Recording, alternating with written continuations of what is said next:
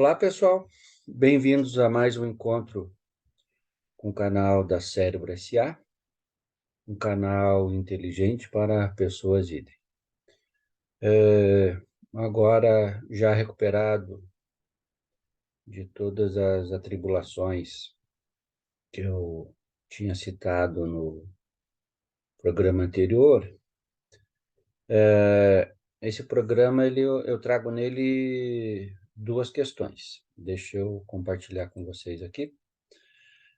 O primeiro deles é a participação na 15ª Conferência Municipal de Saúde, e acho que aqui é bem importante que o próprio desafio da conferência, a participação social, que tem todo um mecanismo, uma engenharia para isso acontecer, e nesse final de semana eu participei da conferência, e ela tem alguns passos, né? A preparação, você apresentar teses, e eu participei como delegado pelo Conselho Regional de Psicologia, e uma das tarefas finais pós-conferência é a divulgação, né, dos resultados e a apresentação dessa vivência. Então, eu estou trazendo isso, né, a minha contribuição de divulgação da conferência, e daí, caso você tenha interesse, eu deixo o link ali para você buscar, investigar um pouco qual foi as temáticas, e aqui eu trago o recorte, né, do grupo que eu participei, que era essa questão da gestão de pessoas e educação permanente, é sobre isso que eu venho tratar com vocês agora. Então, aqui nós temos a lista dos grupos temáticos, né, a atenção primária em saúde, a atenção especializada, vigilância em saúde, inovação em saúde, gestão de pessoas e educação permanente, que foi esse que eu participei, e por isso que eu trago. Aí eu trago algumas reflexões que eu, durante a participação nos grupos de trabalho, eu fui refletindo, né, e trazendo para vocês. Então, juntando a temática da conferência, e tendo como base esse texto sobre educação permanente, formação continuada, e daí já trazendo um pouco no contexto pós-pandemia, que vocês vão entender no próximo slide qual é o efeito disso e qual é a importância. Então, eu entendo que a educação permanente ela tem 4 fundamentos, né, 4 direcionamentos, e que eu apresento aqui. Então, essa ideia de educação permanente, formação continuada, até num aspecto mais moderno, e eu sempre conto essa história, que quando eu era pequenininho, estava lá pela primeira, segunda série, entendia que você tinha que estudar até a quarta série, né? Tendo a quarta série, você já estava posicionado, estaria tranquilo na vida, né? Terminando a quarta série, apareceu assim, não, mas você tem que terminar até a oitava. Nem existia o conceito de ensino fundamental, né? Mas entre nós, crianças lá, era terminar a oitava série. Então tá, né? Terminando a oitava série, bom, terminou a oitava série, você já está melhor, né? Você já pode até ser um funcionário público aí tá com a vida, a gente brincava, né? O boi na sombra para o resto da vida. Terminando a oitava série, vem a ideia hoje, ensino médio, tem que ter o ensino médio, senão você não é nada na vida. Então, sempre uma pressão para você continuar. Terminando o ensino médio, né? Então, naquela época, tendo o ensino médio, era apenas 3 ou 4% da população que tinha ensino superior, ou seja, então o normal era você ter ensino médio, e a educação superior era só para a elite. Terminando o ensino médio, a cobrança, né? Cadê a universidade? Então, sempre a ideia que se tinha de que bastava você né, terminar aquele ciclo, e não havia mais nada a ser aprendido. E qual o avanço, esse item 4 que eu já vou mostrar para vocês, com a complexidade da sociedade, apareceu essa preocupação da educação permanente, a formação continuada para esses 4 aspectos, né? Primeiro, a educação permanente, ela vem com a ideia de educar as novas gerações, não só no sentido das crianças novas que entram para a sociedade, mas condições novas das pessoas, né? Então, pessoas que sofrem o acidente e têm amputação de um membro, então elas têm que aprender a lidar naquela condição de amputada, e a sociedade precisa também trabalhar com esse processo de adequação dessa situação. Pessoas com tuberculose, que felizmente o Brasil está com a meta de erradicar a tuberculose, hoje, né, uma doença que foi muito grave.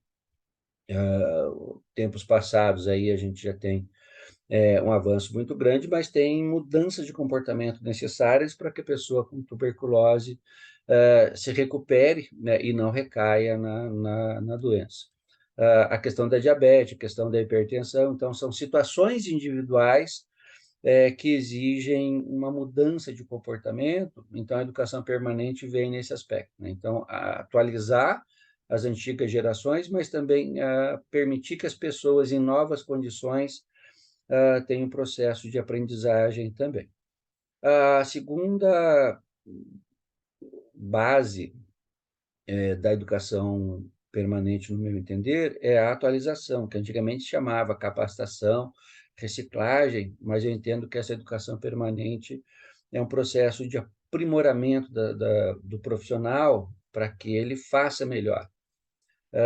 E o próprio processo de aprendizagem, que agora a gente está na moda, as pedagogias ativas, como é que se aprende melhor, como é que se ensina melhor. Então, são esses desafios que nós temos nesse processo de atualização.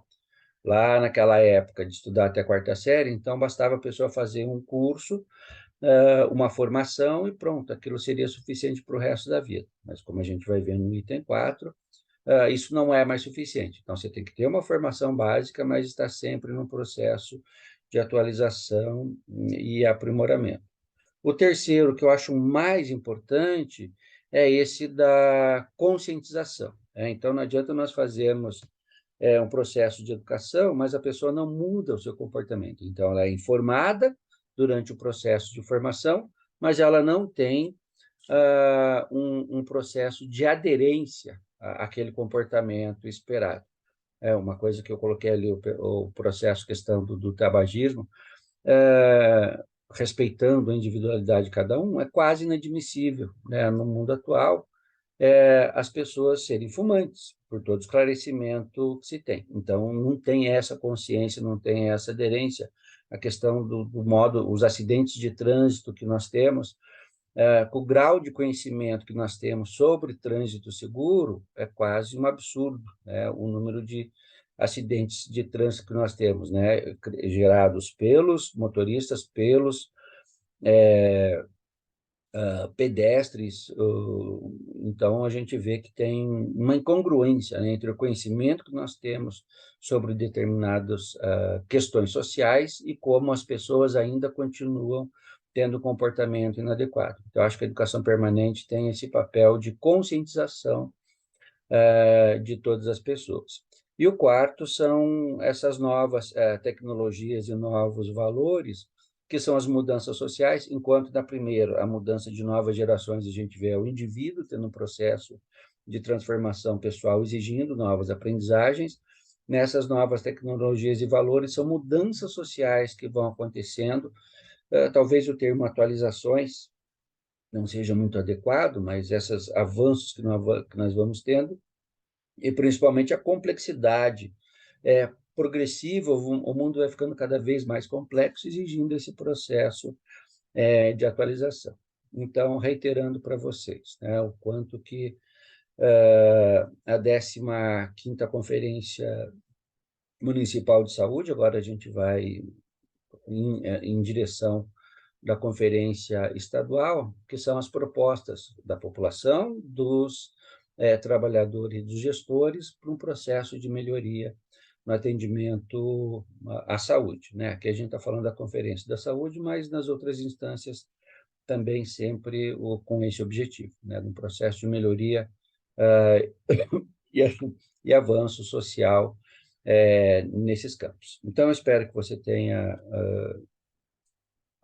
gostado, né, dessa minha contribuição em divulgar os resultados da conferência municipal deste ano e apresentar para vocês esse processo de conscientização e mobilização com relação à educação permanente e os desafios que nós temos enquanto indivíduos de aprendermos novas condições sociais e ajudarmos as pessoas também nesse processo de aproximação. Então, dando a minha despedida aqui, agradeço mais uma vez a sua participação nesse episódio. Como eu falei, né, passei um mês bem complicado aí no mês passado, agora esse mês já estou de volta aí na ativa e esperando conseguir dar continuidade aí, um avanço maior para o canal. Muito obrigado, tudo de bom para vocês e até breve.